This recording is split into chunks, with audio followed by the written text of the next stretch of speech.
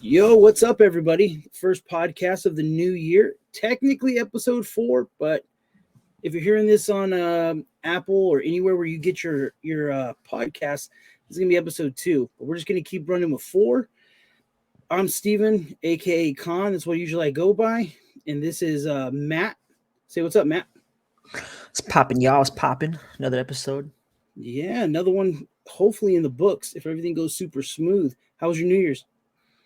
It's good. I had a crying child right at New Year's, so Oh man. you know.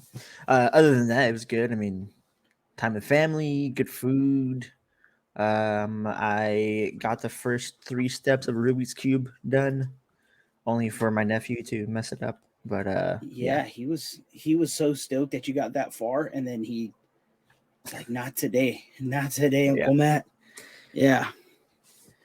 Oh man. So New Year's, did you stay? Oh yeah, you were with us. You stayed until like what? We were up to almost 1:30. 1:30. Yeah. I was Yeah, there man. up until 1 o'clock, pretty much. Yeah, and then you had to take the little man home, huh? Yeah, he was getting. That's good. Yeah, man. New Year's was fun. I had a great time. The next day, kind of a struggle bus since I'm an old man now, and I'm not really going to bed at 2 o'clock in the morning unless Mhm. we're playing Warzone. You know what I mean? It's a horse of a different color. But yeah, man. How's your New Year's been so far? Or the New Year Good. been so far? Pretty good. Nothing like extravagant has happened. We're only 5 days in, but Yeah, it's true. But dude, the last it's couple years have already been crazy. it's already a better 5 days than the first 5 days of last year. Yeah, Um, 100%. but yeah, no complaints on the year. That's always good.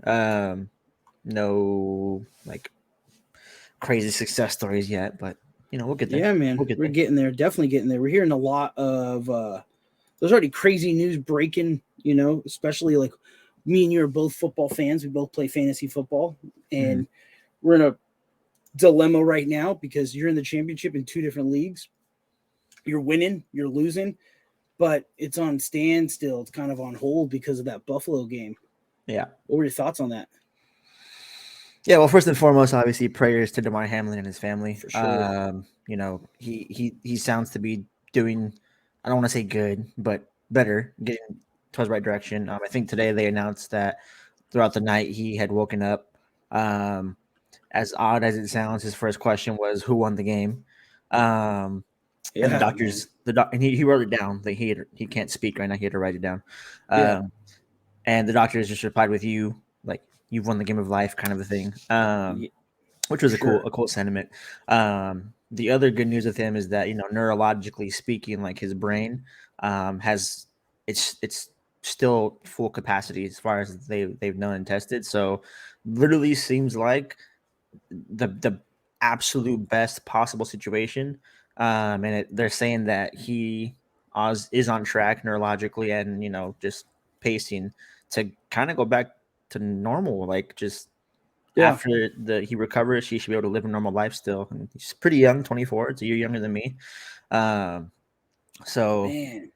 it was It's crazy. And I watched it live. Is Oh man, I wild. didn't, I didn't, I didn't watch it live. I think I was playing Xbox, and my wife came in and was just like, "Yo, did you hear about this?" And I was like, "It just caught me off guard, man, because it's one hit." And I don't know why, but I went back and I watched the hit, like to make it seem like if it was going to be something different. You know what I mean? But the hit wasn't crazy. It was Nope. just wrong hit, right place. I don't even like. It's just I don't want to say I hope it's just a hit. You know what I mean? I hope his heart didn't fail at that like exact second. You know what I mean? I really hope it was the hit and that the doctors are like, yeah, everything's good, just off beat, but we got him back and going and he's going to be solid. That's what I'm praying for. I know it's lesser of two evils, you know what I mean? But it's what I'm praying for, and it's not the fact that maybe he has like a failed heart and then the hit just was like brought it to light. You know what I mean? Oh yeah, it sounds like what um, the doctors that are treating him have. Like, they obviously can't disclose much. True, I true, true. imagine the Bills will eventually, just for reasons of like, hey, we have to either honorably retire you for health reasons. That's what we have to announce it to Yeah. the league. Or if you're going to play next season, we have to disclose that with the league as well. Um, so it'll come out eventually. But what it seems like most doctors on like TikTok and social media Yeah. doctors and professionals on Twitter, right? Take it with a grain of Yeah. salt, kind Right. of a thing. For But sure. doctors seem like they all think it's kind of the same thing, which is like there is a brief, really brief moment in time in your heartbeat rhythm where Yeah. if you get hit directly in the right spot at that right exact time, your heart will just fail instantly. And it seems like Ugh. that sounds to me like what happened. It sounds like Yeah. this guy was healthy as could be. He got hit at the wrong place at the wrong time. Really is the key here, Yeah. and it caused him to go into cardiac arrest. Now, I think the people blaming T Higgins for the hit need to kick rocks. Yeah, dude, that's terrible, That's man. an awful thing to put on T Higgins. He made a football move that everyone makes in the NFL. It just Yeah. again the timing of what happened is not T Higgins' fault. So people on that train need to kind of hop off of it and get a Kick life when it comes rocks, down dude. to Yeah, it. dude. Yeah, Or have some compassion, bro. You think T Higgins really wants to? Come on, think man. about that. Yeah. Yeah, dude, that sucks. Mhm. So But I think man, the dilemma came in with the game suspension. With it was a really weird precedence for me because one is a man fighting for his life, so it just seems so small. Everything else going on with like the league, for sure, or for just sure. fantasy in general. So like my first thought wasn't like what's going to happen to this game and it's a fantasy. My first thought was why is this so severe and what Hmm. happened to this player because I've never seen that before except for in one instance, which was a couple years ago when it was a similar incident. There's a soccer player named Christian Eriksen.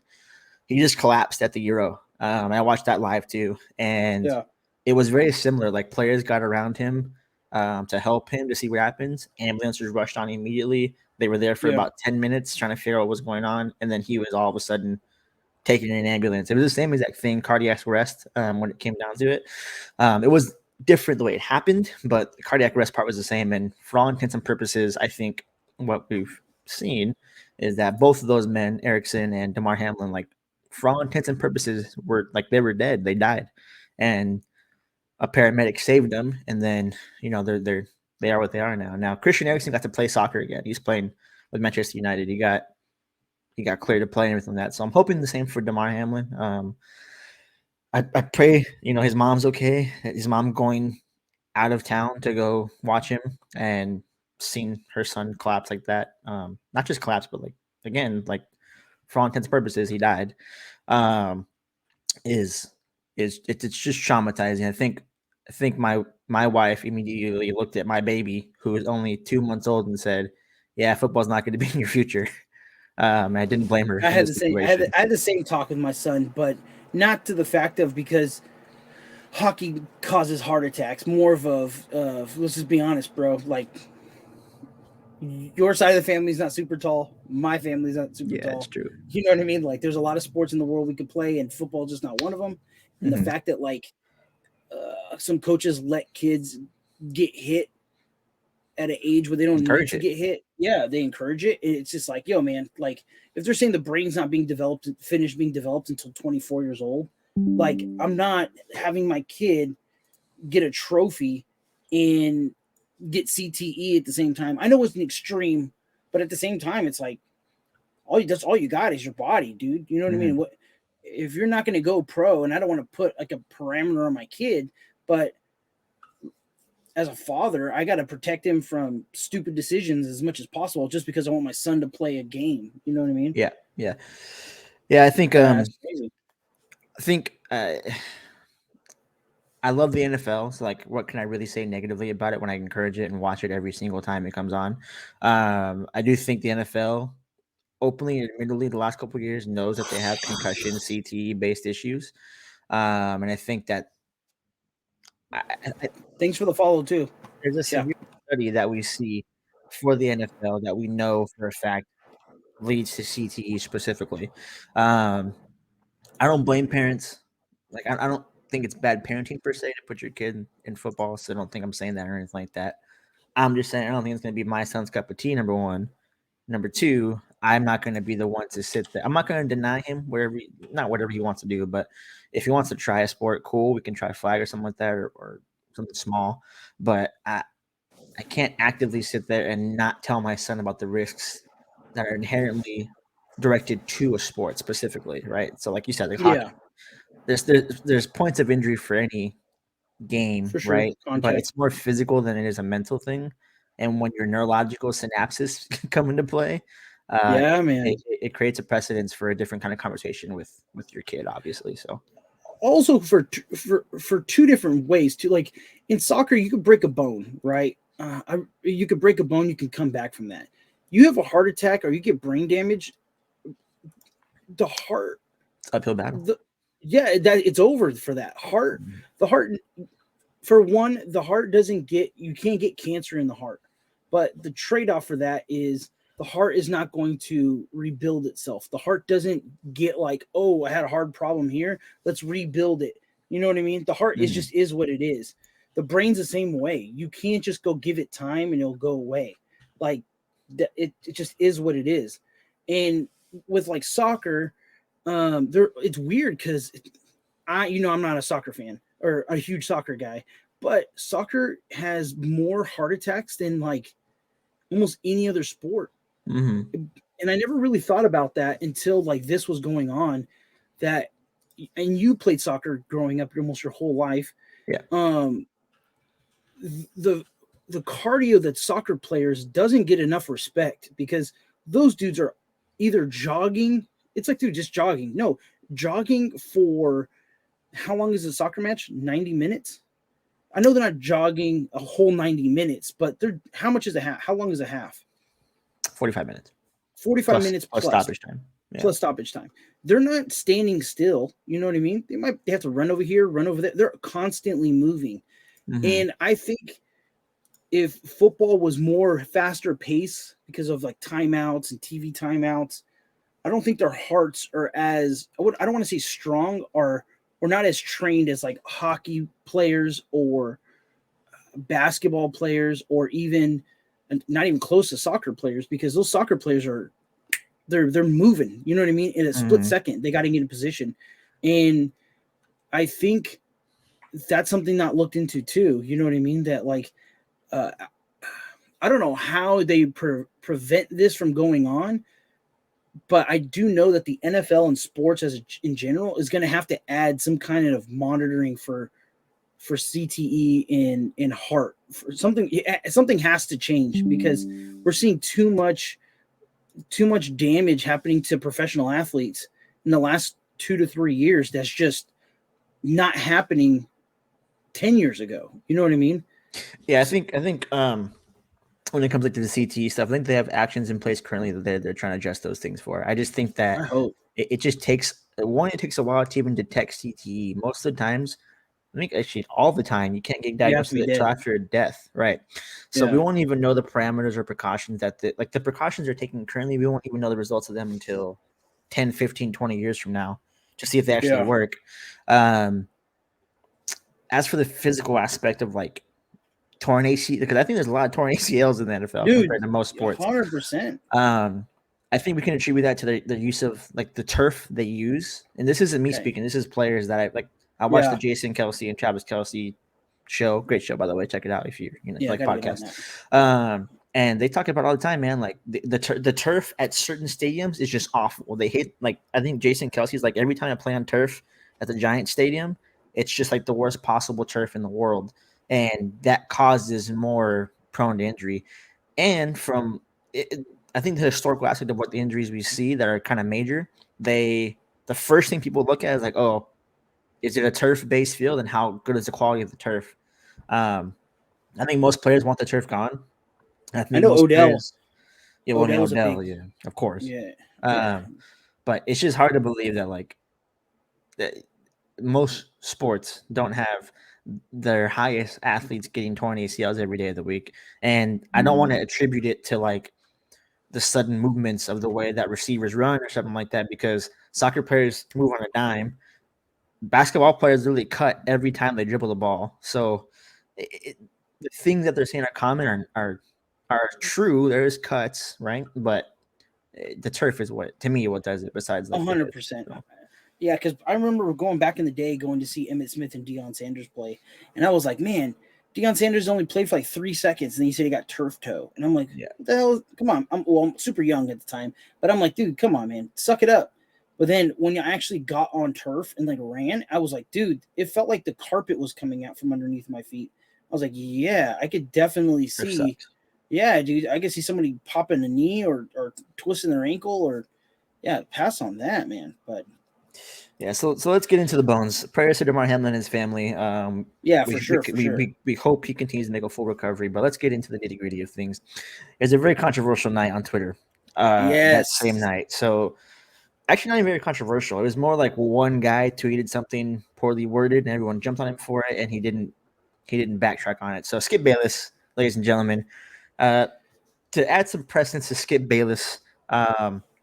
He has done these things in the past. He says controversial things that are just sometimes wrong.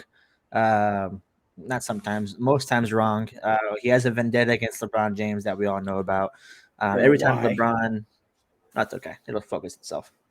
Just keep doing Yeah. that back and forth. Anyways, he has a vendetta against LeBron James. That every time LeBron does good or bad, which we'll get into that as well. I want to get to this tweet. But anyway, so Skip Bayless, the night of everything happening. Not even this isn't even like a couple hours after. This is like 20 minutes after Damar Hamlin, for all intents and purposes, dies in the field and gets revived. He tweets out, no doubt, the NFL is considering postponing the rest of this game, but how? This late in the season, a game of this magnitude is crucial to the regular season outcome, which suddenly seems so irrelevant. And that is the tweet. And I saw it, like when he tweeted it out, I saw it. I was like, I understand what you're saying, but this isn't going to go well. And just everybody murdered him. So let's one think about that tweet. So what do you think about that? Those words exactly. The way I said So it to you, that's how I read it the first time. so reading it without seeing you read it, like I'm just reading it now, um, it sounds terrible. It sounds it sounds like you don't give a shit about this man, that the game and the consequences of this game in particular, not football, the game, but just this game is more important than this man's life. Uh, it sounds terrible. Mhm. So I understand two things. For one, bad take, wrong time to say this. Second, he's a well-known hot take. Yes. I don't know if you want to call him an interviewer or whatever you want to Instigator. call him. What is it? Instigator is the word I would Yeah, use. he 100%. That's his job. But at Right. this time, I don't think I and I hate to back him up on this, but I don't think he was coming at him like that. If you break the Mhm. tweet down and you read it a little slower, I get it. I think he's trying to show compassion. It's just he's not the nicest guy in the world Ever. when stuff ever. Yeah, he's a Cowboys fan for one. Um Fair enough. he's just yeah. I don't want to stand up for him, but I understand his tweet, and I'm not angry at him. I don't like him as a person. I don't know really if it's just a show or not. If he is who he is on TV and what he really tweets, I'm not a fan of the man. You know what I Yeah. mean? I don't will wish harm on the dude, but I think You don't care for him. people have a right to be upset at him. Yeah. So when I first read the tweet, I didn't take it the way that mostly everybody took it. Well, you I just kind actually of went over it. I read it and I clicked on it because I didn't know what was gonna happen because I was like, I don't take it wrong, but I could see how someone would. And the first person I see on there is Courage, Courage JD, Yeah, and he just said, "This is disgusting." And then from there, I kept scrolling, and everyone's like, "Delete this. This is nasty." All this stuff, right? And I get what he was saying, like from a business standpoint, which at the end of the day is irrelevant because a man is again dead in the field, revived. Uh, The business doesn't matter, but Skip Bayless isn't a doctor. Skip Bayless isn't here to be a humanitarian. He's here to report on sports news. So when he says the NFL as a business has a tough decision to make because this game is important to the business of the NFL, yeah, I get that. When he me follows it up too. with him saying, "But it doesn't matter because there's a like again at the end of the day, there's a man that needs everyone's prayers right now. This game shouldn't go on, and they should suspend it. But if you're the NFL, if you're Roger Goodell, how do you go about doing this, knowing what's on the line for the business of the NFL? Um, I don't think Skip Bayless should be concerned about the business of the NFL at that moment in time. Yeah. Um, I don't think anybody should care about the business of the NFL but the NFL. That's not. If anything happened, period, whether a man died or not, or whether there was like some other extraordinary event that wasn't as severe, I don't care what the NFL business has to do to make it work business wise. There's a man that True. needs help. There's a man that needs to survive. That needs prayers from the nation right now. The whole world, not the whole world, the whole nation saw it at the very least. Players that play this game every single day, that go to practice, and from what we've seen, put their lives in the line, right? Like they watch that and have to check into work to do the same thing the next day. Um, there's just a lot more humanitarian things that were going on that Skip just. It was like there's like these 6 or 7 lines in a tweet, and one line is dedicated to a man that passed, or to a man that was passed and came back to life, and the other 6 were about the business aspect of something that he isn't even a part of. So that's where I draw the line. Like Skip, I have a thing with him where he just makes controversial things happen all the time. The next day he comes on to not First Take. What's his thing called? Undisputed. This is how I know he was in trouble. One, Shannon Sharp didn't show up to work that day. He was not coming into the building to talk to Skip Bayless whatsoever. 2, Skip Bayless doubled down. I don't regret my tweet. I'm not taking it down. It was taken out of context. Once again, showing that you're not a compassionate man to what's going on still. There are people telling you his family can take it this way. His family, who is there trying to support their son, or support their son to fight for 100%. his life, could see this and say this is disrespectful. As a man who is in sports at one of the highest levels of media, your job isn't to double down and say you took it out of context. I'm sorry, you feel that way. No, like I feel that way. Therefore, you could be wrong. And Skip has Yeah. this issue where he doesn't think he's ever wrong. Fast forward Ever. to the next day, where Shannon Sharp comes back, Oh, that was tight. and Skip himself on the show before, the day after the Damar Hamlin thing, Skip had said Yeah. that my producers or my boss or whatever wants me to address this, so I'm going to, and then talks about it, the tweet and everything like that, what he meant. It wasn't even crazy. Like there wasn't even an apology. It was just like it was taken out of context, which is already the wrong thing to do. Next day, Shannon Sharp comes in, and it's opening monologue time. There's a profound respect between every Skip Bayless show and co-host he's ever had, that the opening monologue is for the person giving the monologue and nobody else. You don't speak over him. You don't interrupt him. This is their monologue. We can address it after. That's the point of the monologue. Here's my Yeah. time to talk, and then you can address it after. So Shannon goes on to say, I don't agree with the tweet. I think Skip should delete it. We can end it there, right? That's where Skip interrupts. Hey, stop. I'm not going to delete the tweet because I'm not wrong. And once again exhibits an ignorance to him saying this tweet was not the way you took it. As a black football player who has seen these things happen before, I don't care what you think. As a man supposed to be a co-host and a best friend, and so Shannon goes, okay, my monologue can't even give it. You won't let me speak. Let's just go on with the rest of the show because, and then Shannon goes on to say, the reason why I was bringing this up in the first place because I wanted it to be about Damar Hamlin, not about your tweet, Skip. So if you would just be quiet for 2 seconds, I can get to that point. We wouldn't have to talk about this ever again. And then Skip came back with, well, I was under the impression you didn't care about the tweet. You weren't offended by it.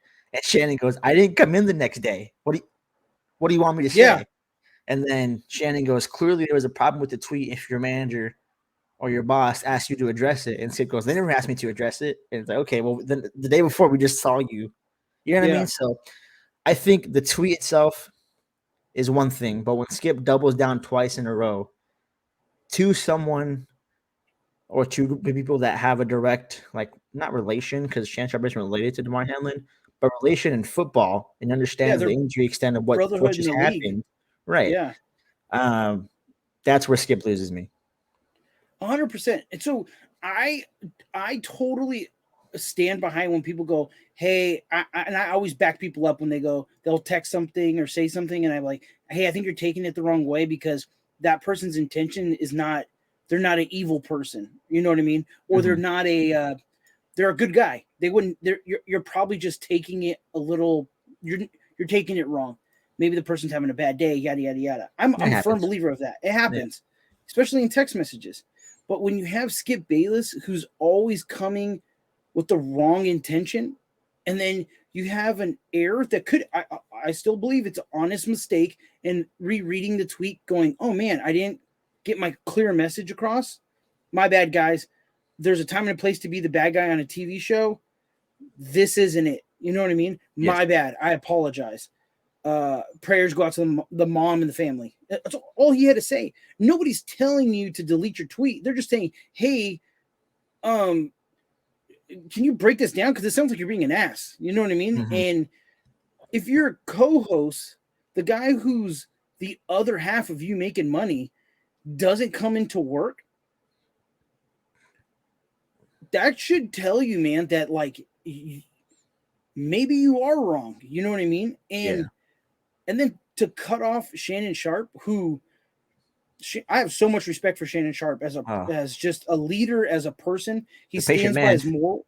Yes, because I put this within the next 30 days or month or two, Shannon Sharp's going to have his own show, and Skip Bayless is going to be phased out because even the culture of like getting offended and not getting offended, both sides are getting tired of Skip Bayless. You know what I Yes. mean? His Yes. takes are dog shit, and he's not coming anywhere with understanding. He's always right. You know what I Mhm. mean? Mhm. Even with Stephen A. Smith, who was he kind of gets the same way, but Stephen A. Smith will stand and be like, humble himself and be like, yeah, I was wrong. You know what I mean? He Yeah. did do something great. Skip Bayless, dude, he just cannot. I think this was like one of his final nails in the coffin, dude, to be honest with you. Yes. And Yeah. I would Well, love to see him go. in an attempt to save his image, with the LeBron thing I was telling you about, he praised LeBron for the first time in his entire career, which was I the was great. just reading that. He's for Skip to be so desperate to say, "Oh my gosh, LeBron, LeBron is good, great guy that I never thought he was." I just thought he was reaching for getting the athlete vote back that he's not going to get back. I do No, think man. I do think Skip is probably going to be phased out here pretty soon. I think the hot take thing. Um, I think okay. I think we're in a transition of media where the athletes that were previous athletes are taking over. What I mean by that is co-hosts, anchors, people that grew up in the social media, not grew up, but that went through like these leagues in the social media age that understand what social media actually wants is starting to understand that like these athletes are coming in not bashing other athletes, not giving crazy hard, stupid, like out of pocket takes just to get views because athletes know what athletes do No.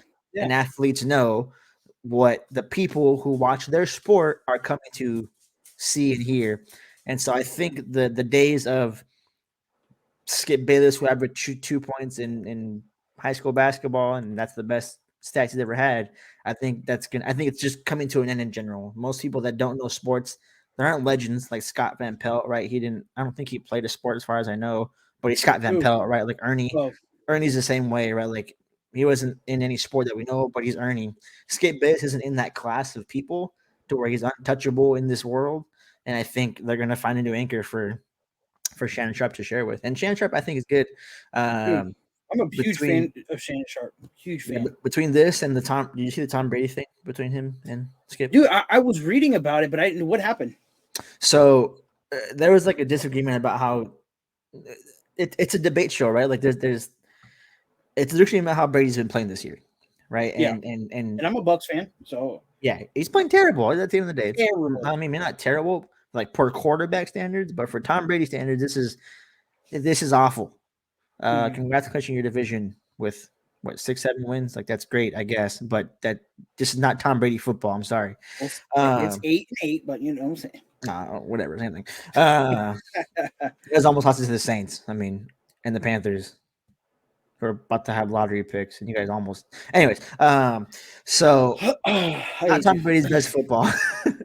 Yeah. And Shannon Sharp was kind of just saying, this isn't his best football. And Skip came at Shannon Sharp on a personal level and said, "You've always been jealous of Brady because Brady's done way more than you, and he's more accomplished than you in the NFL. So instead of arguing my point, which is Brady's playing well, let me just attack you as a character and say, hey, you just are jealous of him because you can never beat him." And then Shannon Sharp goes, "Hey, well, I've done way more than you in the NFL, so what does that make you?" And then they go back and forth where Shannon just kind of gets – Shannon does this thing – and Shannon does a good job at it, I think, where he gets frustrated and, like, can pop off if he wants to, but then let's just move on. Like, no, I don't want to talk about it anymore. Move on. Yeah, and because Shannon Sharp really knows, like, it's when you sit down and talk shit with somebody who knows how to talk shit, like, and you guys know your things about each other. Like when we were talking about Star Wars yesterday, both of us are very knowledgeable in it. And there were some points where I was like, you know what? I kind of take it back what I said. I didn't think about that, yada, yada, yada. When you're arguing with somebody like Skip Bayless, who can never retreat or put up the white flag and be like, you know what? I was wrong. You're talking about a man who was the leader of the Denver Broncos and then went to Baltimore, and he was the leader there with Ray Rice and Ed Reed. Ray Rice gives motivational speeches, and you're telling me that Shannon Sharp was the leader there? Mm-hmm. Maybe he knows some stuff about football, man. You know what I mean? How many Super Bowl wins does he have? Yeah. Come on, dude. Like, Skip Bayless, that's not even a hot take. You're just attacking somebody. You know what I mean? Like, for no reason. Yeah. And he is the reason why you could talk about football. If we had a podcast talking about soccer and nobody played soccer but one person, that's the expert on soccer. Mm-hmm. You know what I'm saying? Like, Shannon Sharp is the legitimate person in the room for you guys to talk about sports because he's the only athlete there. Just because you one time kicked a football over a fence when you were in the 3rd grade doesn't mean I don't know. That's kind of crazy. Yeah, it is wild. But yeah, so we can leave that at that. Any positive news? Anything? Because it's beginning of the year, which is that to me it's the sad part. But the Damar Hamlin thing. This is the new year. Yeah. And once again, go back out to his family. Prayers, peace. I'm glad the donations for his charity are going through the roof. Mm-hmm. I think the last time I checked, it was like, I think about 5 or 4. I can't remember exactly. Mm-hmm. But hey, whatever it is, please give out. That's a beautiful thing to see. Yes, keep doing it. So yeah, man, that's some of the craziness of just 5 days into this year, man. Yep. Like, we have some more bad news. The other bad news is PlayStation 5 or PlayStation has came out and just released a grip load of tech today. Or information on their new tech. That's bad news. The bad news is PlayStation. I can't talk crap about PlayStation because they're making moves. You know what I mean? And as much as I want to just bash PlayStation, mm-hmm. they're coming out with the car, dude. A car with Honda. I'm not a huge Honda fan, but if you see the video or see pictures of it, mm-hmm. it looks tight, dude. I'm not gonna lie, they look super cool. PlayStation, I tip my hat to the car. I think that's awesome. They came out with the controller. What was the controller called? Project Leonardo? Yeah, and I think that's cool. Xbox did it first. They did it first, helping out the handicaps. You know what I mean? I think PlayStation's getting on Microsoft's back, but I'll give them credit because I want everybody to be able to play, especially people with like disabilities and stuff, and especially with like therapy for people with handicaps. Mm-hmm. I think that's awesome. So either way, I think Nintendo needs to get involved with that too, or something that goes across the board for everybody to play because, everybody able should be. Yeah, definitely all inclusive. Yeah, for sure. Did you see that they announced PlayStation 2 VR? And are they going back like a full investment in the VR? Yeah, guess what's getting released? They're saying sometime this year or early this year, Beat Saber is going to PlayStation. PlayStation 2. Ah, Yeah, dude, I and hold love on. Beat Before Saber. I love Beat Saber. we continue on with that notion, see how excited you were when a developer makes a good game, can go to any platform they want. Would that happen if Microsoft bought Activision? I wonder if their games would go anywhere that they want. Probably not. My point's proven again. But did Beat Saber sign a contract with Sony and it's like exclusive? We don't know yet because if No, Microsoft comes out with the they VR would never. and they They can't would get never. it, They would never. weird. Beat Saber would be shooting themselves in the foot, Yeah, and they would. Meta would pay them triple just to keep them on the Meta Quest. Meta's more invested in. Meta's more willing to lose $1 billion in VR than any other company is. So if it came down to money, Meta would be like, no, let us pay you double just to stay with us. Yeah, for sure. So they released that. I thought that was super cool. My cousin has the VR for PlayStation. You got the Iron Man game. I know it's out for Meta, but I've never played it. He said it's amazing. The first VR I ever played was a PlayStation VR, and it was Oh, was actually it? It was an Iron Man game. Uh, it's good. My only thing with the only reason why I got into VR is because I can do it wirelessly now. So when I have to be attached to a wire still, it throws me off a bit. But yeah, just a little bit. Yeah. Yeah, and then so PlayStation announced that they announced that the shortage should be over. Supposedly, they've sold around 30 million units in 2 years, but I think a lot of people, even Sony fans, you got to admit, have a bad taste in their mouth due to the fact it took 2 years to get the shortage handled. I do know the pandemic caused some issues, but come on, man, 2 years? It's a long time.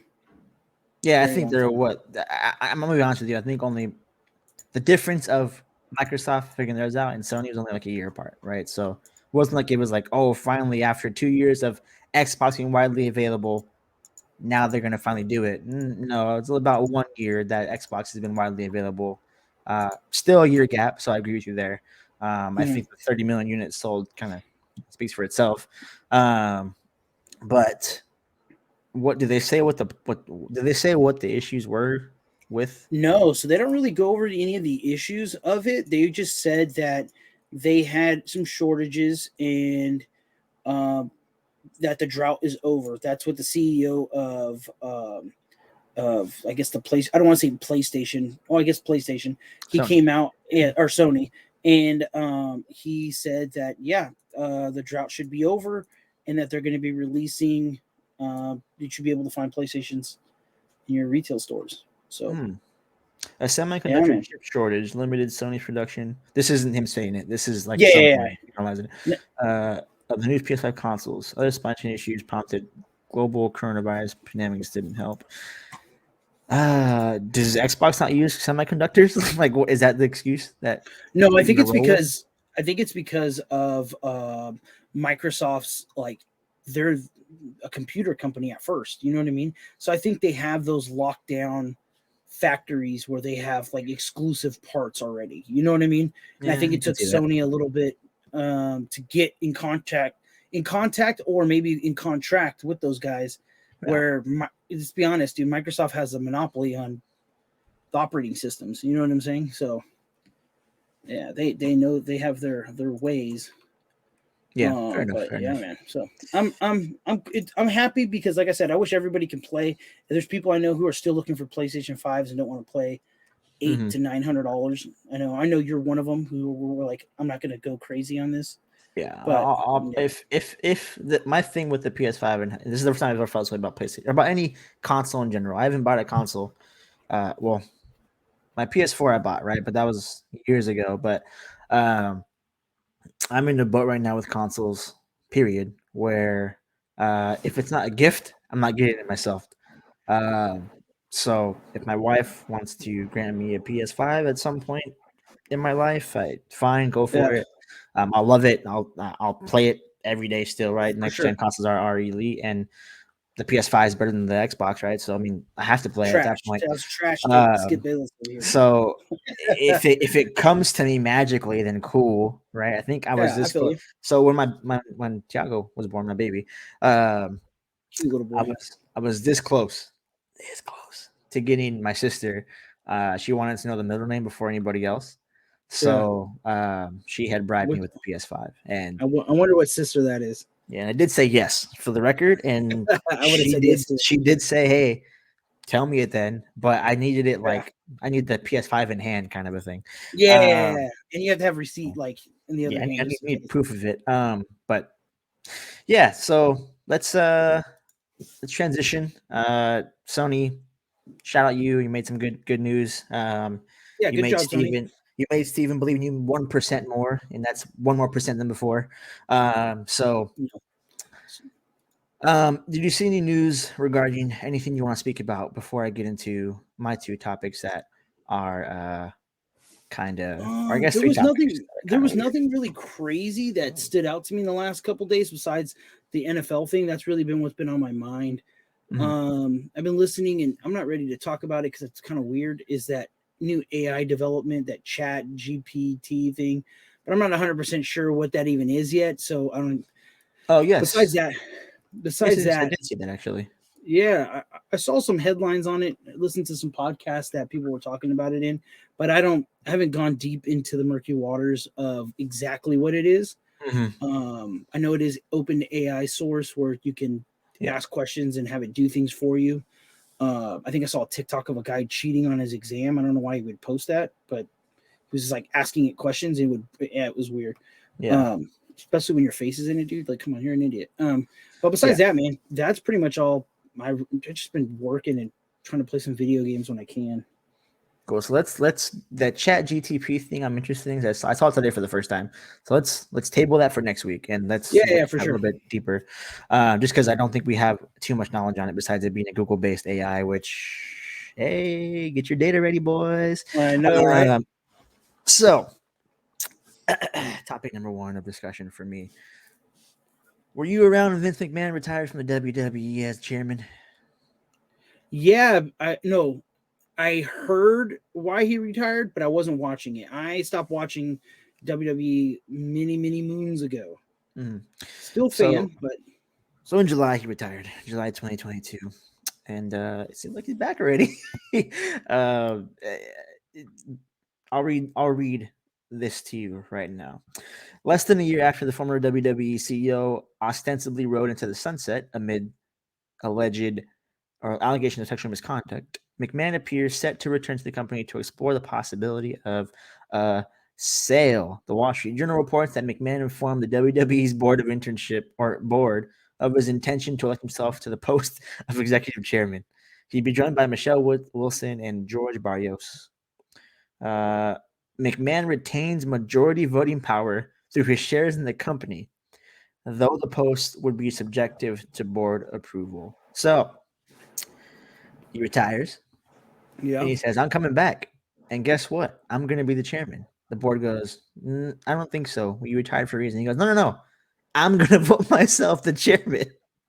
Does yeah. this even seem one, illegal, or two? Like, how did the WWE board not see this coming a million miles away? Dude, at the end of the day, it's Vince McMahon. I know wrestling's fake, but dude, the dude's a genius, man. Clearly, right? He's a genius. He's not where he's at in the world. He didn't create some of the biggest actors and superstars in the world without. The guy knows some things. Yeah, He has his daughter and his son in this in the organization holding it down for him. You think they were just gonna not back their father up either? You know what I mean? mm-hmm. Now, I don't think he's good for wrestling right now. I think the old guard needs to change. I think Okay. I can't remember who exactly is running it. I think Triple H. Triple H is running it.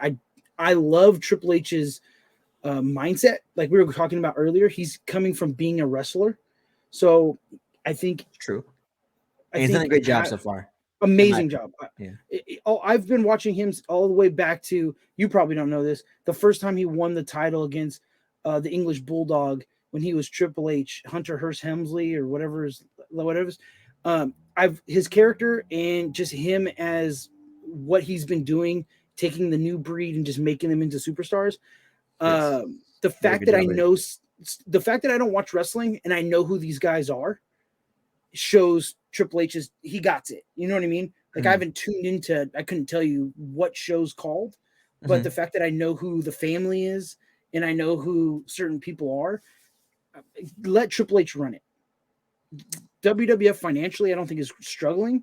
So Vince just WWE. needs, or WWE, I'm sorry, because the Wildlife Federation or Foundation or something stepped in and whatever.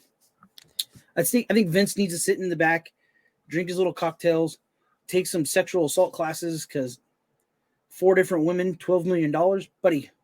You got some things coming your way. Yeah, man. You know what I think happened with Vince?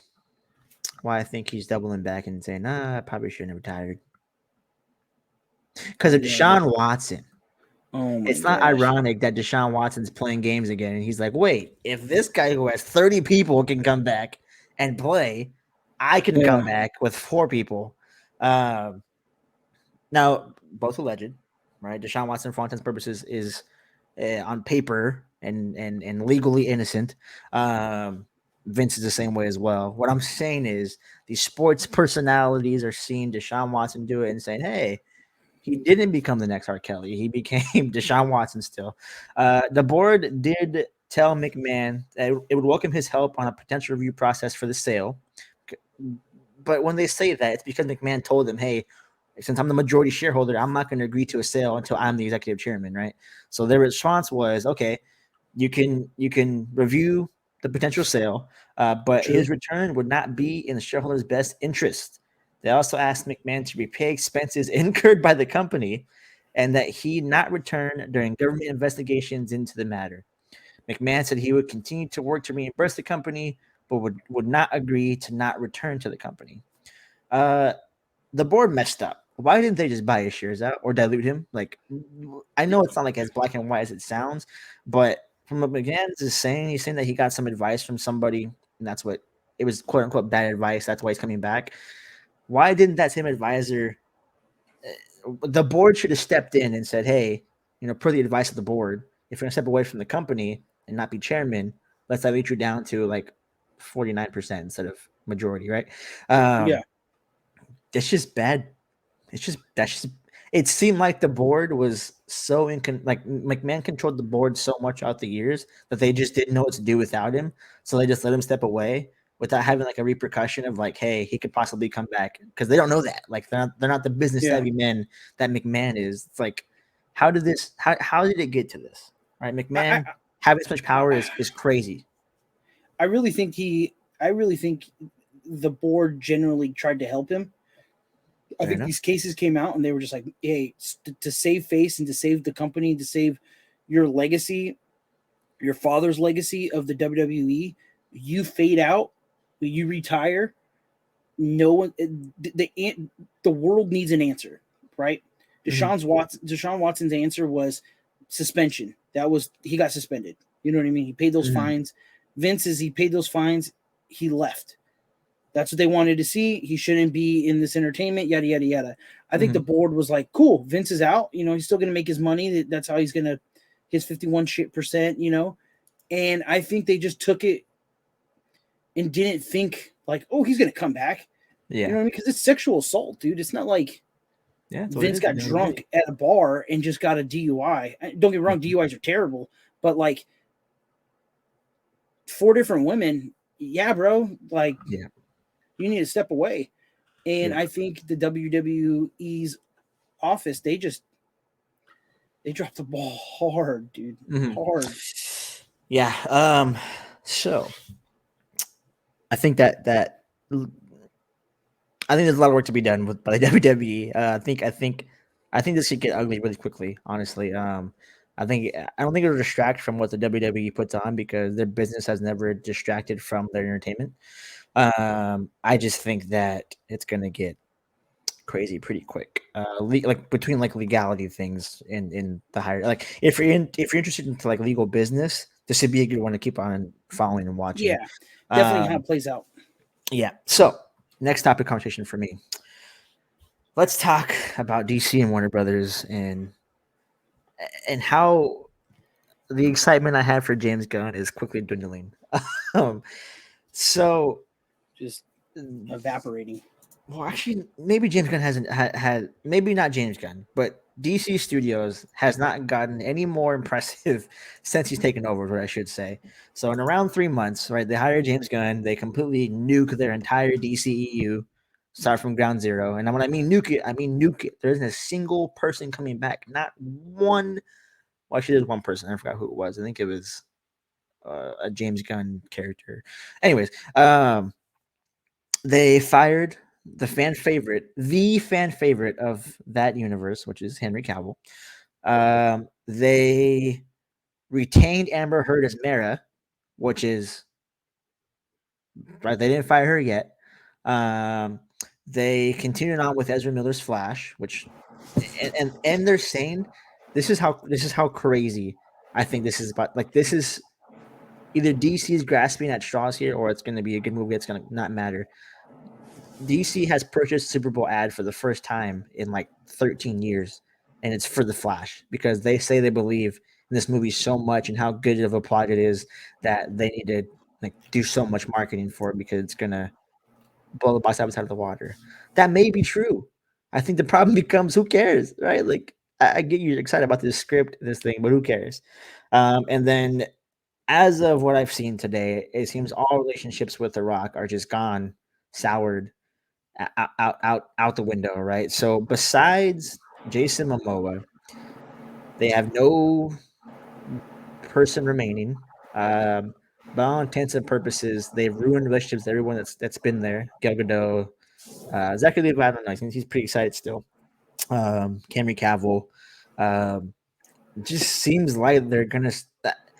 I don't know what they're gonna do. Is what I'm trying to say. I think James Gunn's gonna probably have his plan he's going to announce for the first couple films. The thing is, how do you let him announce those films and his plans while you have two films that you invest a lot of money into coming out Yeah. in the next year or two? That's where I'm at with it. I don't know what to do with the DC. I don't know how excited I am about it. It's not looking any better. That's what I'm trying to say.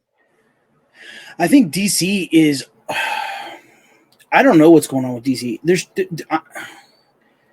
If he makes an announcement of like this is where DC's going, and it doesn't jaw drop, I'm now it's not even smooth over. It's more of if he doesn't kill it. I'm talking about kill it with the DC like announcements.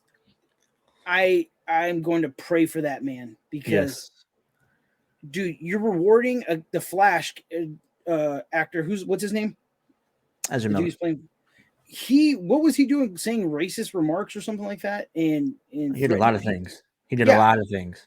So you're rewarding him by not firing him, Hmm. and then you have Amber Heard, who, if you don't know who Amber Heard is in the last 2 years, I don't know where you've been, and all of Right. that. But yet you fire Gal Gadot, who, let's be honest, was a really good Wonder Woman. Just the last movie wasn't the greatest. Hmm. They didn't really get to use her in a good way. Hmm. Henry Cavill, who, Cavill, dog, man, hurts me dude, still. he got screwed over so hard, dude, by DC. Like they dropped the bag on, like yeah. You fire everybody who was a straight up good actor, and you Hmm. keep the shitty people, and then I really hope they don't try to piggyback off of Batman, the movies, the what's his name, the Twilight dude. I really hope they don't try to Like piggyback Pattinson's? off. No, they Yeah, won't. I They really won't. just leave him alone. Let those movies go. But dude, Gun better. He better have like a secret card in his back pocket. You know what I'm saying? Like, because And yeah, even if these movies announced are like, woo, we're gonna get, I don't know, some crazy. Think we're gonna get some crazy storyline we haven't got yet. That's gonna be so good, cool, whatever. If that first movie doesn't slap, that first James Gunn executive produced movie, yes, and I mean slap as in like hit. I'm talking like yes, like Infinity Ward status. Yeah, I'm you close know what I to mean? it. Yeah, like Winter Yeah, Soldier kind of hit. 100%. Um, it's gonna get messy really quickly for them. I think Gunn is the guy. I don't, and here's my problem with DC, and it's always been no matter what guy they put where Gunn is at, it just doesn't work. Which leads me to believe the people above that role don't back it or just are putting so much pressure on this person in this role to deliver a product, not a good product, that it's just like it falls apart, right? Um, yeah, I'm interested to see what they do with it. I think they won't. I think they won't announce Ezra Miller being gone until the Flash is over because as much as we know he's going to be gone, if you hear the actor was fired from the role before even watching the film, it's going to look bad. Same thing for Cholo Mariduena for Blue Beetle, which is also not going to be a part of James Gunn's plan. So did Blue Beetle get axed, or is it still a It's thing? still coming out. It's just not a part of. It doesn't matter. That's what I'm trying to say. It's in the same boat as the Flash. The movie's coming out. They invest this money into it. It doesn't matter. Yeah, because I was reading, I think yesterday or the day before, that DC had to refilm parts of Blue Beetle because of, I guess Gal Gadot was in it, or some deleted scenes, or they had to do something with Blue Beetle. Mm-hmm. And then I read that it got scrapped. So I don't remember if it was just that those cutscenes got scrapped or all of it got scrapped, because I really like the cast of Blue Beetle. I think it has a great chance to do something, but the fact that it's not even canon or it's going to be a part of the world is doesn't make any sense. I would say give it up before you get disappointed. That whole thing's gone. So 2 more topics I got. This is going to be maybe not heated, but this is where we're going to disagree for the first time tonight. Ooh. No, remember the PlayStation thing? I said PlayStation still sucks, but yeah. I'm gonna the actual like article piece I'm going to talk about right now isn't the controversial part. It's what's going to follow, which I feel like we're going to get there. James Cameron, Avatar 3 will feature fire Na'vi. So we have land Na'vi, we have water Na'vi, and Avatar 3 will have fire Na'vi. And if you're seeing the pattern here, I see the Avatar: The Last Airbender written all over it. Anyway, so let's read the article point here. James Cameron's Avatar and Avatar: The Last Airbender may have more in common, as The Way of Water's sequel will seemingly feature an aggressive nation of fire Na'vi that upset the balance of the universe. It sounds like the Fire Nation. Speaking of French outlet 20 Minutes, Cameron explained that Avatar 3 will feature what he calls Ash people, who will be a darker take on the Na'vi presented so far. Not physically darker, but like a darker person. Like yeah. That's where you go. Yeah. Person is next, the wrong word. It's poor wording, but Cameron's not that kind of guy. The next films will feature cultures different from those I've already shown. The fire represented by the Ash people. I want to reveal the Na'vi from another angle, as at the moment I've only shown their good side. Cameron continued, in the early films, there are very negative human examples and very positive Na'vi examples. And Avatar 3, we're going to do the reverse. We will also explore universes while continuing the story of the main character. I can say that the last parts will be the best. The others were an introduction, a way to sit at the table before serving the meal. But obviously, everything will depend on how Avatar 2 will be received, if it will find its audience. Avatar: The Way of Water has found its audience, having made $1 billion in just 2 weeks. It's therefore likely a third film on the way, meaning fans will get to see how everything changes when the Fire Nation attacks. Thoughts? So my thoughts on Avatar. I think it's visually stunning. I'm sorry if my camera's acting the way it's acting. I think visually, the Avatar movies are amazing. They look beautiful. We went on the ride at Disney World. It was dope. I like the culture of the Avatar movie.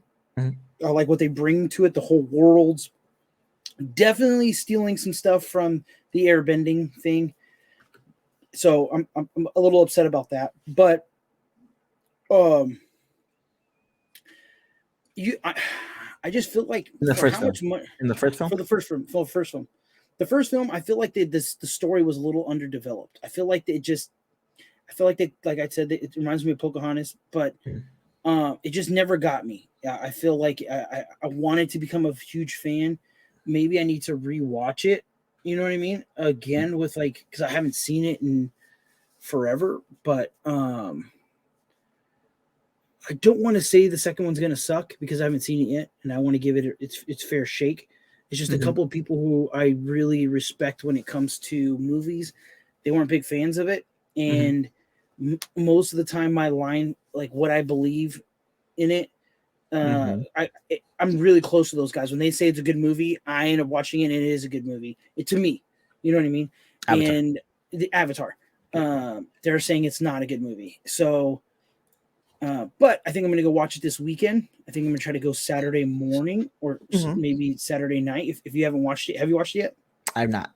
I want to. We should go watch it this weekend and then come back and revisit this Yeah. and see who was right and wrong. You know what I mean? What's your take on it?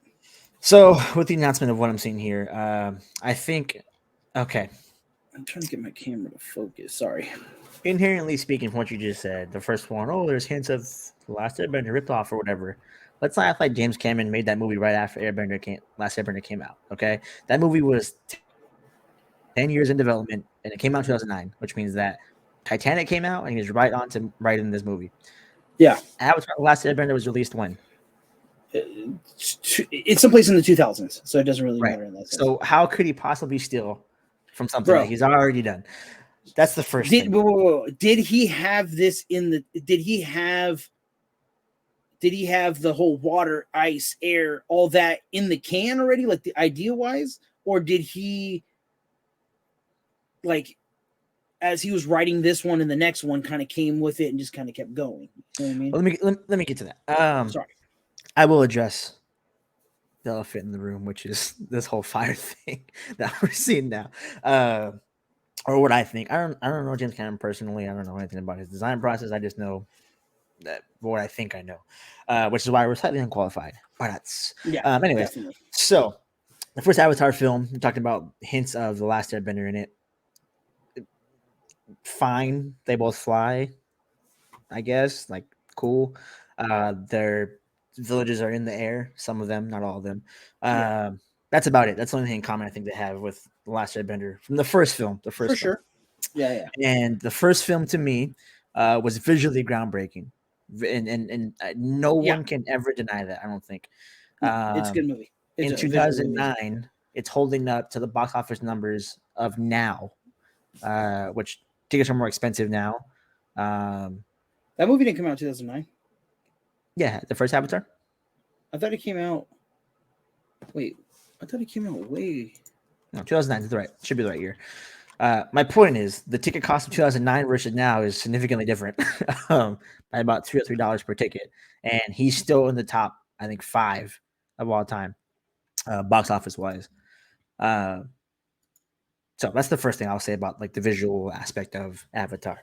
Uh, the plot of the first Avatar, when you watch it for the first time, decent, decent. When you watch it again, not the same effect, right? Because you're not watching it for the first time. It's not to me a repeat film. It's maybe like a film you watch once and be like 6, 7, maybe 5 years. Um, this second one, the water thing. From what I know about the development process and what Cameron has said in public, it did take 12 years to make this um, story. Now, to me, that says, hey, I've had this story in place for 12 years. I was waiting for and this is his words. He waited for pre-production things to happen to make the best possible animation like possible, right? And that's always been his thing. If it's visually beautiful, that's all I really care about.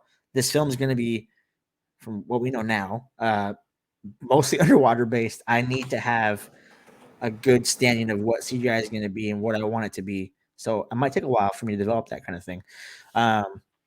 Which leads me to believe if we were to take Cameron's word at face value, hey, pre-production took most of the time because I needed to get the CGI right, which I have no reason to believe James Cameron would lie. He's one of the best directors of all time. To me, it says, hey, the water thing is always going to be a thing. I just need to make sure we did it correctly. Because if you, from what I've seen review wise, if you watch this movie, and we're going to see it probably Saturday, I think, like you're talking about, everyone says this is how you do an underwater film, right?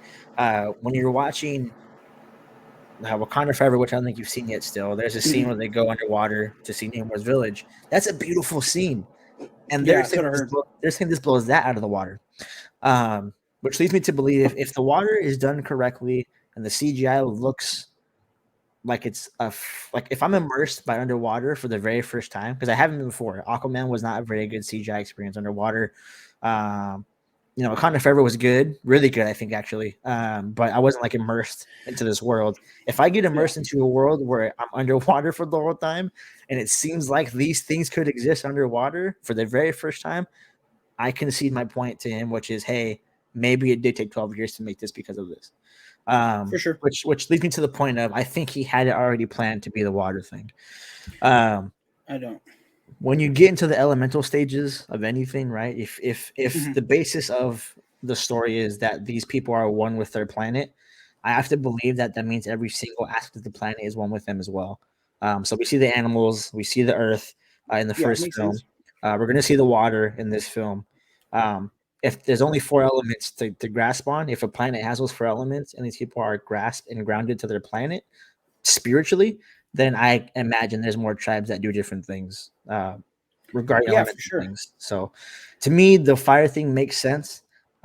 Making them the bad guys, eh, yes, it seems like they're copying at the last Airbender, right? But I They also did. think that They like did. you inherently think fire, you think evil.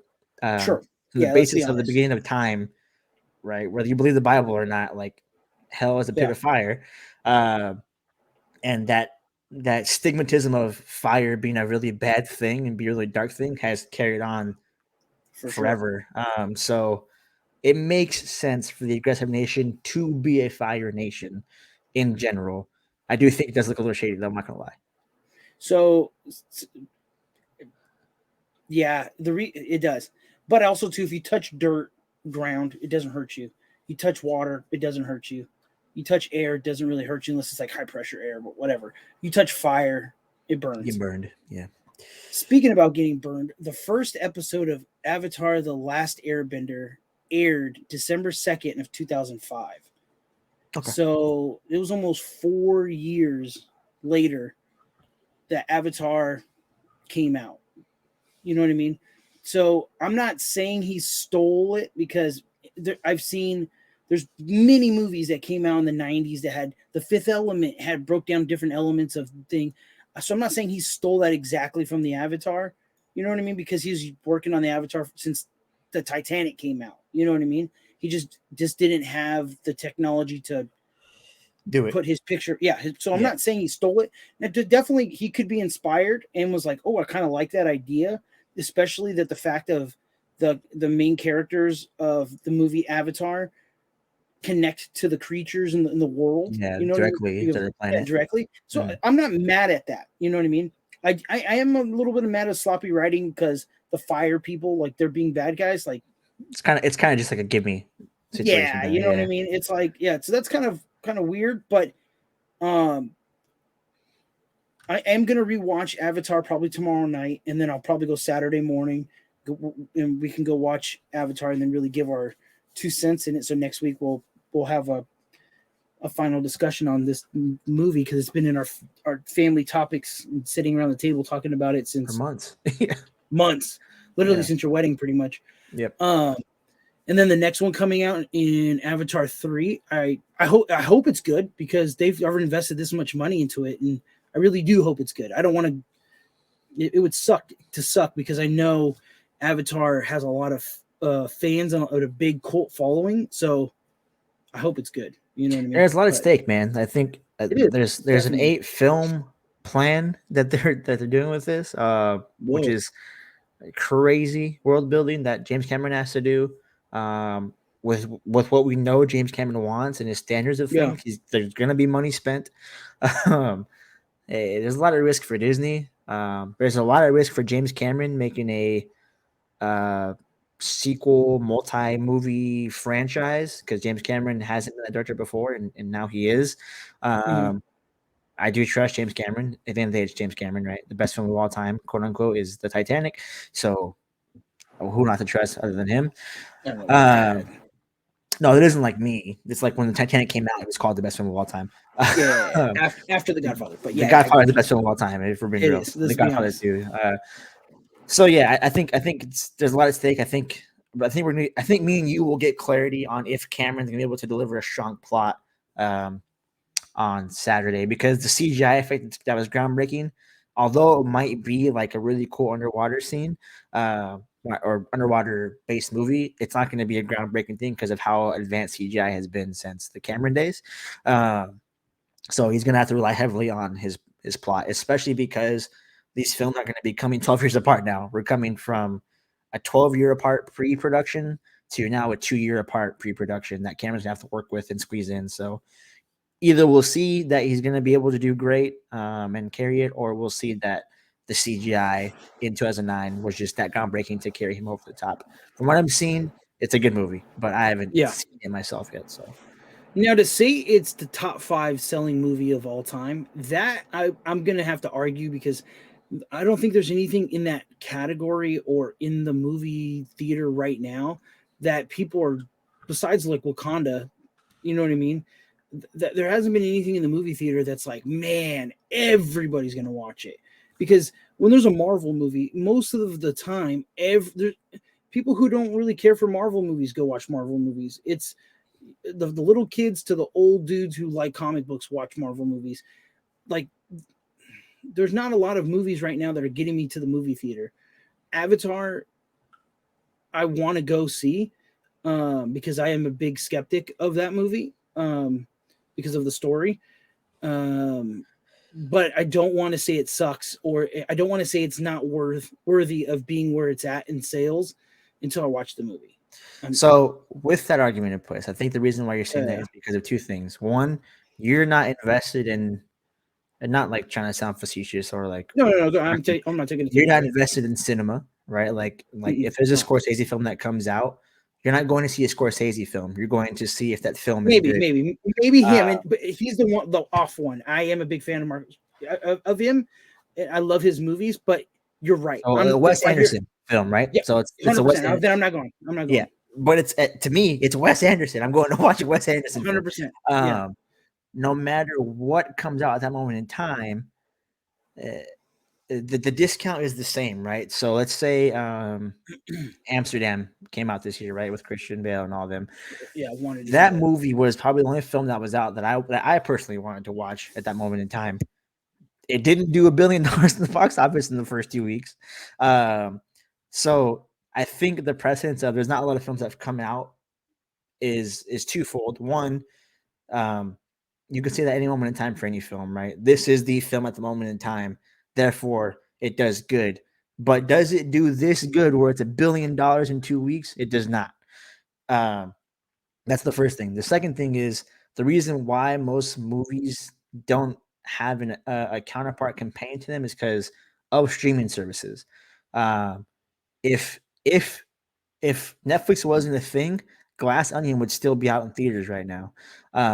So the precedence of like there's no films out is not entirely true, because you can watch the films at home, right? Like you waited till Bullet Train came out, right?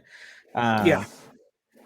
But I know for a fact from what we talked about, you wanted to see Bullet Train, but you waited because you're willing to wait because it's at home. It's not a movie theater. You don't care to go to the theater. Yeah. This movie got people who didn't care to go to a theater go out to a theater.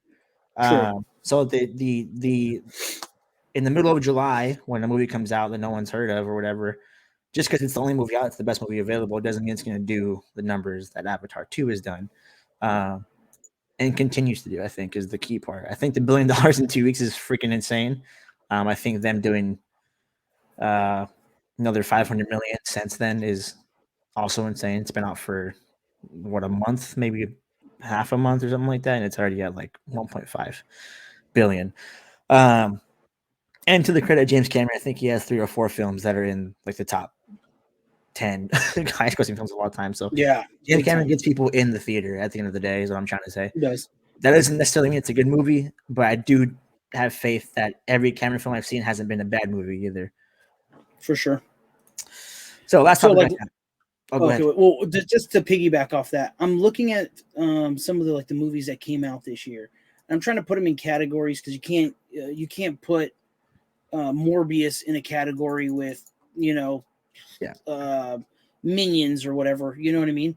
But to look at movies that came out that were like the Avatar, because I put Wakanda Forever in the category of Avatar. They're both very over the top, crazy movies.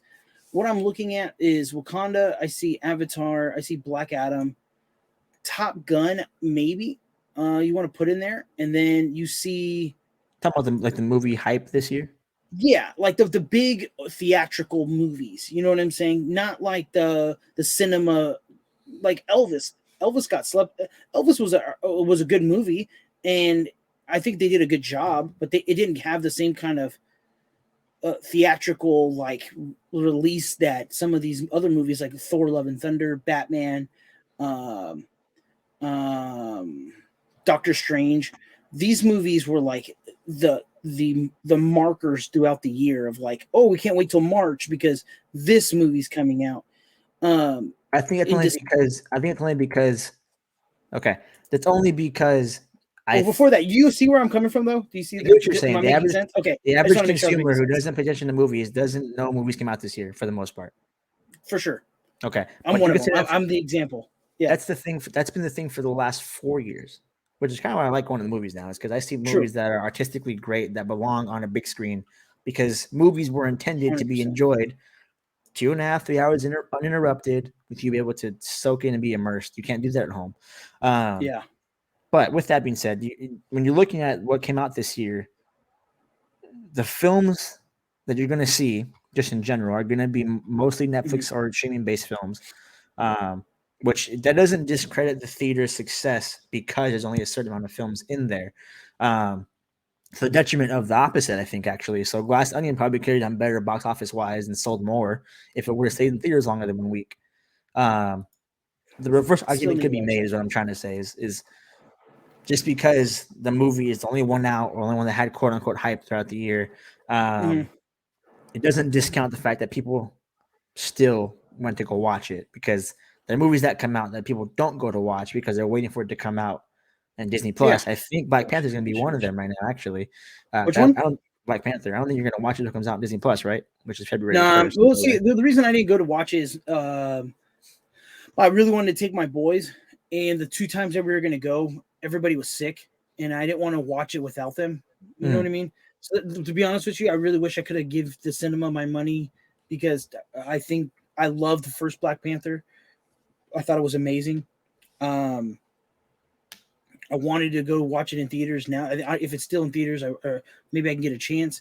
But um, that was just a bad timing. That one and the Bullet Train, I couldn't just get my. I wanted to watch it so bad in theaters, Such a good but I movie, just man. couldn't. I could, yeah, it's up there with now some of my favorite. I've watched it like 3 times, I think, since told you that I watched it. It's up there. It's one of my favorite movies. I think Brad Pitt did an amazing job in that movie. Seeing him like that really, yeah, it was cool. But there's some movies now looking at the list that I really wish I would have watched in theaters. That movie with John, what's his name? The dude who plays King from King the Conqueror. I don't know his last name. Jonathan Majors. Yeah, Majors. Where he's like a fighter pilot or something, Mm-hmm. like Devotion or something. I'm looking at screenshots. It looks really good. Like I really wish I would have watched this in theaters. Yeah, Um, it's I think it's yeah. out in theaters actually. Is it still on? Yeah, I'm pretty sure it is. So let me tie a bow on this with and I'll let you rebuttal to it too. But we can tie it Yeah, up go here. for it. To your point of nothing coming out this year. So let's say that's the case, and you say Top Gun, Black Panther, Doctor Strange. Yeah. Those are films that came out this last year. That were kind of standalone, didn't have much around them either. The highest grossing one was $718 million total, not opening weekend total, and that's Top Gun Maverick. And that's with the same precedence of nothing else was out but Top Gun Maverick at the time. Avatar's at $1 billion, which is $300 million more. Actually, it's at 1.5 billion, which is almost $1 billion more than Top Gun Maverick. And the next one after that is Black Panther, which is 441. So to me, if the arguments that if that's the argument you're making for Avatar, it's the same across the board. Whereas these movies still didn't do anywhere near as much as Avatar has in its first 3 weeks, 2.5 weeks, I think it is. So But again, that doesn't default it being as a classically good film. It just means people want to go watch it. That's Yeah, a 100%. subjective opinion that we're gonna come up with ourselves. I'm just saying that the it made money the same way it would have if there was movies coming out at the same time. You think so? So you think if like you went to a buffet and there was sandwiches, pizza, and pasta, and the pizza was just, or let's just take it back. There's pizza, soup, and soup. You know what I mean? And you're just like, shit. Looks like I'm getting the pizza, and then everybody makes that same decision because there's really nothing else to eat besides the pizza. Mm-hmm. The cook can't go, damn, dude, my pizza's delicious because everybody ate it. It's just there really wasn't much of variety, so everybody just ate the pizza. I guess Yeah. that's where my mindset is. Where if there was pizza, pasta, and cheeseburgers, you have more options to go. Maybe I'm not getting the pizza. I'll get the cheeseburger. No. See That's where. what I'm saying is you do get the pizza as well as the cheeseburger. That's what I'm saying. So So you think that the average? the amount of people that Uh, love pizza doesn't change because a hamburger all of a sudden. They still like pizza. They still want pizza, especially if this is a pizza created by one of the best chefs you ever seen in your life. oh, now you gotta add the Right? Like chef thing. Yeah, true. let's be real here. Like this is James. The hype of Avatar isn't just because it's Avatar. It's because James Cameron's doing a movie after Oh 12 yeah, years. yeah, I'm a big fan of his. I love Terminator. So I love his movies. if Ramsey was making a pizza and you're comparing it to, I'm trying to think about The safety very from the Rams. carefully here. No, Gordon. If Gordon Ramsay made a pizza and compared it to any other, because he's what, three Michelin star, any other one Michelin star chef's hamburger, I'm more tempted to still get that pizza because I know Gordon Ramsay's the one who made it, and it must be a damn good pizza. Yeah, Even if I do want the hamburger, I want to see this pizza because I want to know what it's all about because this guy made it. True. That's I guess I'm arguing. I guess right now I'm putting my heels in the dirt and arguing against you because I just like to argue. But fair enough. I want, before I go hard in the paint or be like, no, I want to watch the movie first. Yeah, I'm not saying it's a good film either. I'm just saying that the precedence is there for me to believe it is a good film. 100%, and I can definitely change my outlook really quick if the movie's good. You know what I mean? Because if you hear Joe Sloppy Joe's down the streets dog crap from a friend, most likely you're gonna be like, "No, I'm not going there." You know what I mean? Yeah, and if it is as bad as some of the people that I've been watching say, did how many millions of people not get that information? You know what I'm saying? Right. So it's like I can see it. Someone's wrong here. You know what I mean? Or were somebody just like, or just differ his opinion, I guess. Yeah, or like we were talking about yesterday with the Star Wars movies. As a Star Wars fan, I wanted something that I wanted, right? Yep. And I was unhappy when I saw The Force Awakens and it wasn't exactly what I wanted. So I bashed the movie. In theory, it's a good movie. Like, I'm not going to, if somebody was like, hey, should I would say yes, definitely. Skip number 2, but the first one was good. Yeah, number 2 is yeah, it's trash. Straight. I don't even let my kids watch it. And, like, yeah, so maybe those people who were hardcore Avatar fans saw this and was like, this is not what we want. And they were upset. So I'm going to hold it until this weekend. And then after we get out of the theaters, I'll tell you, I told you so. Then you'll be like, you're right. This movie was trash. One of the which. Or we'll disagree still. I'll say it's great. Disagree. You'll say it's good, or you'll say it's bad. I'll say it's bad. You'll say it's good. We don't know. We'll either way. Yeah. But then at the end of the day, it's all opinion. So yeah. So let's wrap it up on very, very, very new news that can carry into a very long time. An hour ago, BBC News reported that there are deadly riots in Mexico after a drug arrest. So El Chapo Guzman's son has been arrested, and it seems like there's been an all-out war that's happening. So I'll read what's going on here. It's Sinaloa.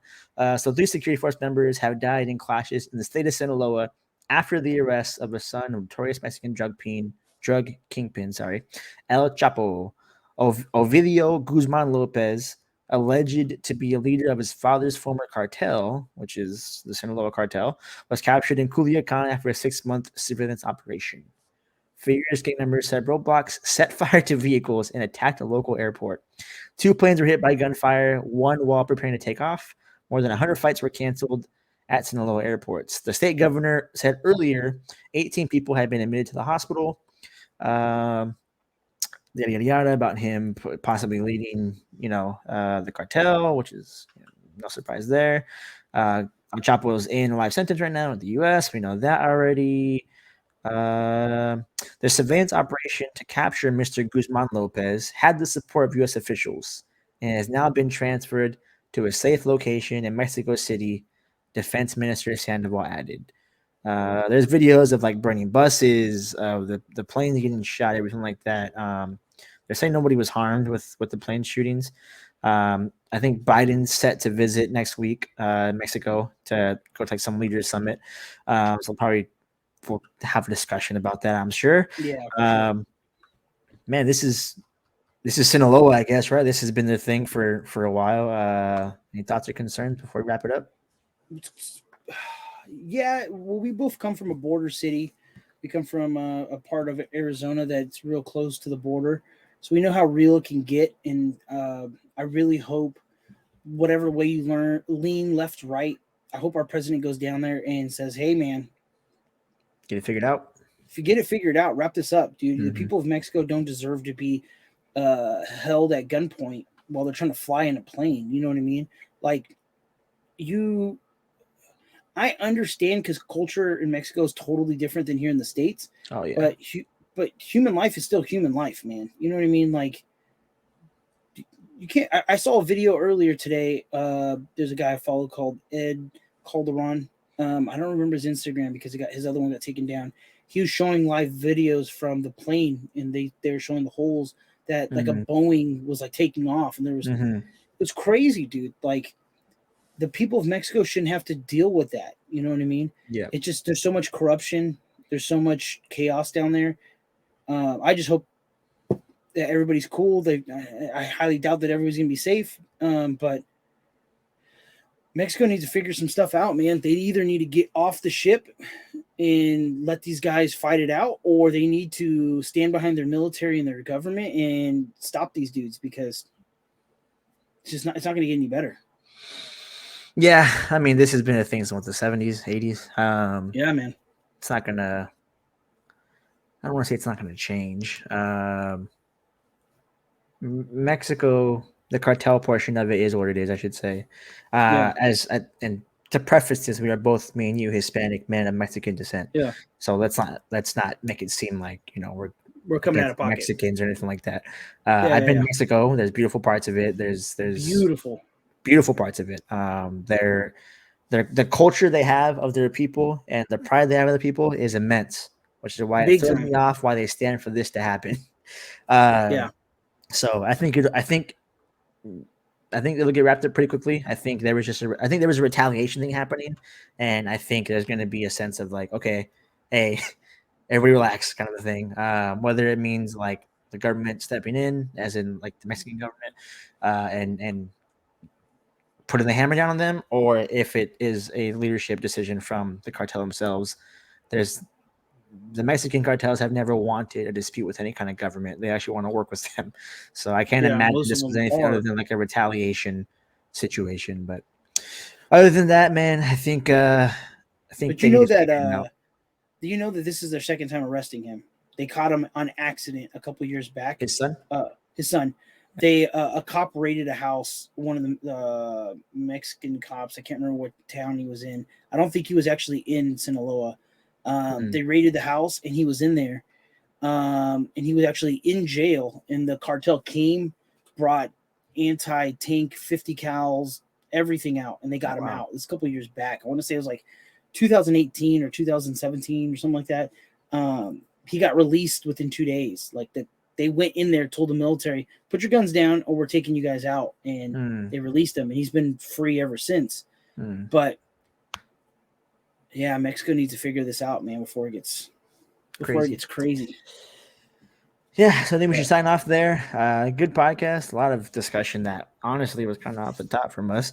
But yeah, man, this has been another week of the Slightly Qualified podcast. I'm Matt, that's Steven, and we will see y'all next week, probably, actually. Peace out, y'all. For sure. Later, guys.